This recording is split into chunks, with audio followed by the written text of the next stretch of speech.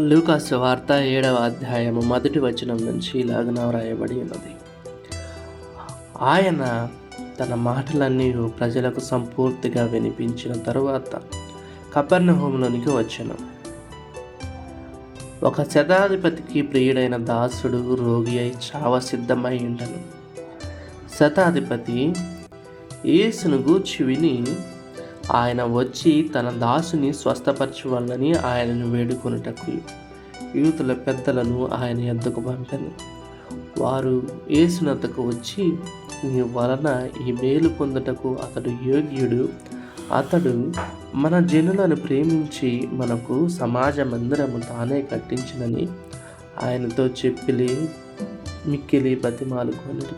కావున యేసు వారితో కూడా వెళ్ళెను. ఆయన ఆ ఇంటి దగ్గరకు వచ్చినప్పుడు శతాధిపతి తన స్నేహితులను చూచి, మీరు ఆయన ఎద్దుకు వెళ్ళి, ప్రభువా, శ్రమ పుచ్చుకొనవద్దు, నీవు నా ఇంటిలోనికి వచ్చుటకు నేను పాత్రుడను కాను, అందుచేత నీ యొద్దకు వచ్చుటకు పాత్రుడని నేను ఎంచుకొనలేదు.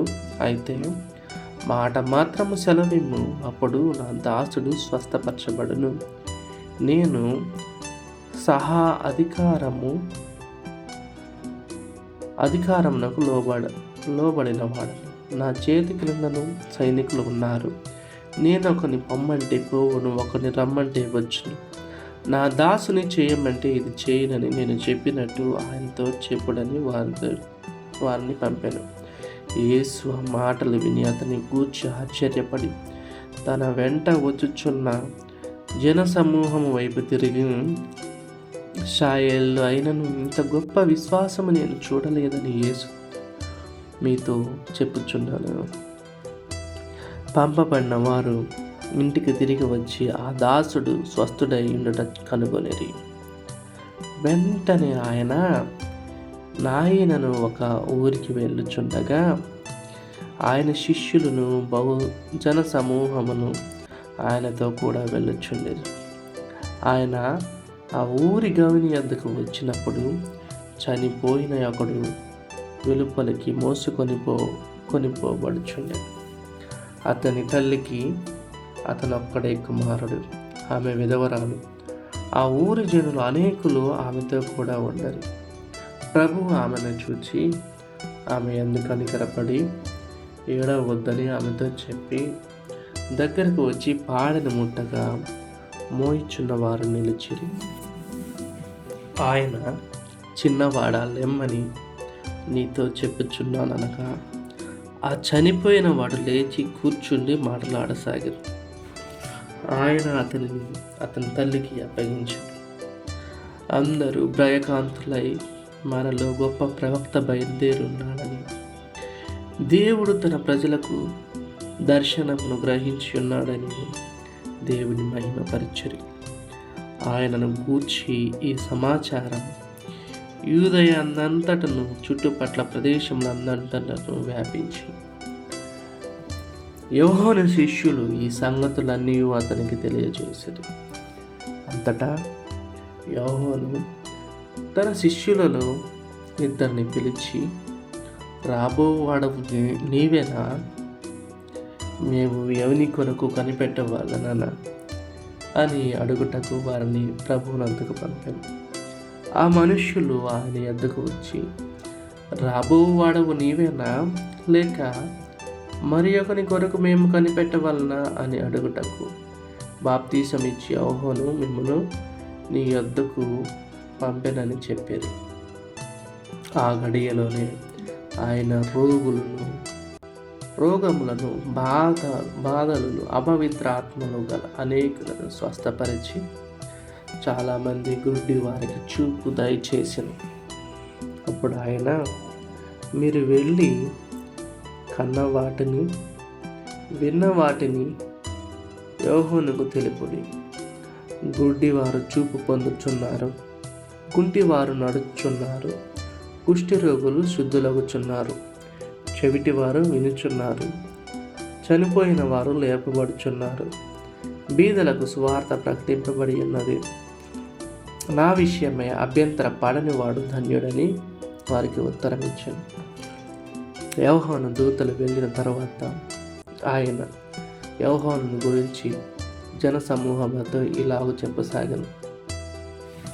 మీరేమి చూచుటకు అరణ్యంలోనికి వెళ్ళితిరి? గాలికి కదులుచున్న రెల్లున మరేమి చూడ వెళ్ళితిరి? సన్నపు నారబట్టలు ధరించుకున్న వారిన? ఇదిగో, ప్రశస్త వస్త్రములు ధరించుకొని సుఖముగా జీవించువారు రాజగృహములో ఉందరు. అయితే మీరేమి చూడ వెళ్ళితిరి? ప్రవక్తన? అవును గాని ప్రవక్త కంటే గొప్పవాడిని మీతో చెప్పుచున్నాను. ఇదిగో, నేను నా దూతను మీకు ముందుగా పంపుచున్నాను. అతడు నీ ముందర నీ మార్గమును సిద్ధపరచును అని ఎవరి గూర్చి రాయబడినో అతనికి యోహోను. స్త్రీలు కనిన వారిలో యోహోను కంటే గొప్పవాడెవడనూ లేడు. ఆయనను దేవుని రాజ్యములో అల్పుడైన వాడు అతని కంటే గొప్పవాడని మీతో చెప్పుచున్నాను.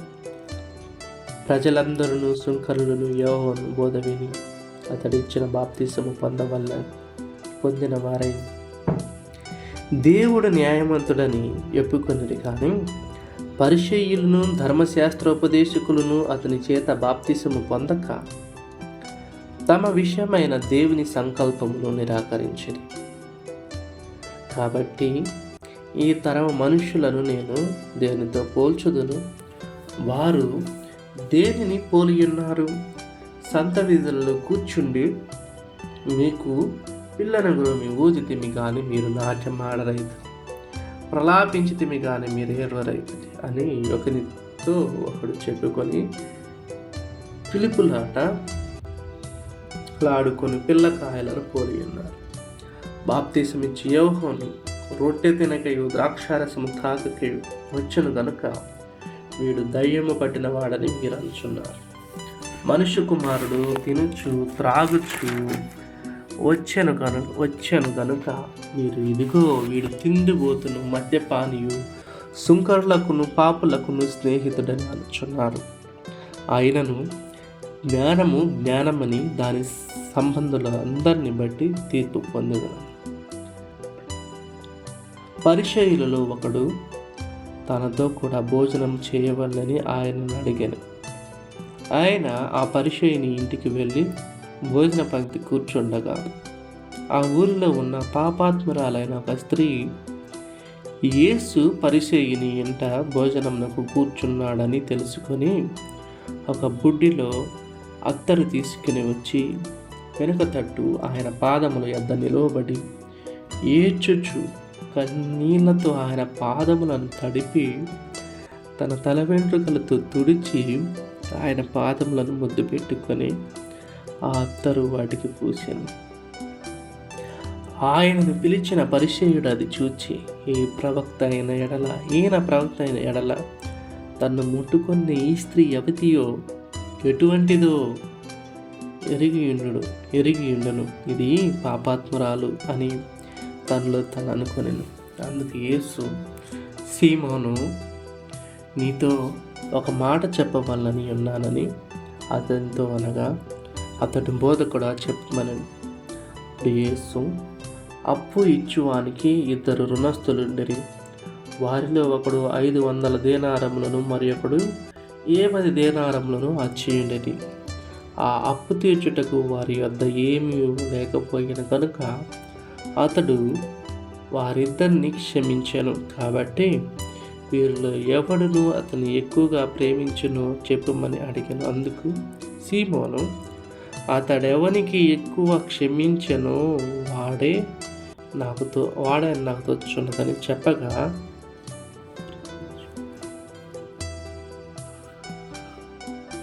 ఆయన, నీవు సరిగా యోచించుతావని అతనితో చెప్పి ఆ స్త్రీ వైపు తిరిగి సీమోనుతో ఇట్లని, ఈ స్త్రీని చూచుచున్నావే, నేను నీ ఇంటిలోనికి రాగా నీవు నా పాదములకు నీళ్ళు ఇయ్యలేదు, కానీ ఈమె తన కన్నీళ్లతో నా పాదములను తడిపి తన తల వెంట్రుకలతో తుడిచెను. నీవు నన్ను ముద్దు పట్టుకొనలేదు, కానీ నేను లోపలికి వచ్చినప్పటి నుండి ఈమె నా పాదములు ముద్దు పెట్టుకునటం మానలేదు. నీవు నూనెతో నా తల అంటిలేదు కానీ ఈమె నా పాదములకు అత్తర పూసి. ఆమె విస్తారంగా ప్రేమించిన కనుక ఆమె యొక్క విస్తారమైన పాపము క్షమింపబడిందని మీతో చెప్పుచున్నాను. ఎవనికి కొంచెముగా క్షమించబడినో వాడు కొంచెముగా ప్రేమించునని చెప్పి నీ పాపములు క్షమింపబడి ఉన్నవని ఆమెతో అనెను. అప్పుడు ఆయనతో కూడా భోజన పంక్తిని కూర్చుండిన వారు పాపములు క్షమించుచున్న ఇతడెవడని తమలో తాము అనుకోలేదు. అందుకు ఆయన, నీ విశ్వాసము నన్ను రక్షించును, నీ విశ్వాసము నిన్ను రక్షించును, సమాధానం దానివై వెళ్ళమని ఆ స్త్రీతో చెప్పాను.